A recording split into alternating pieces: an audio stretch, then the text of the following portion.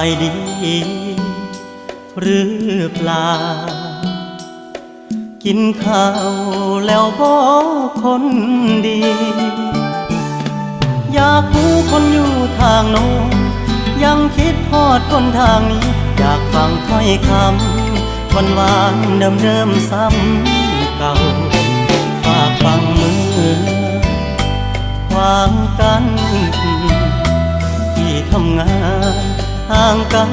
สองห่างวันอาทิตย์ค่อยเจอหน้ากันสู้กับงานวันจันทร์หอดเสาร์บอกใจเงาเงาคิดทอดอดเอาสายก่อน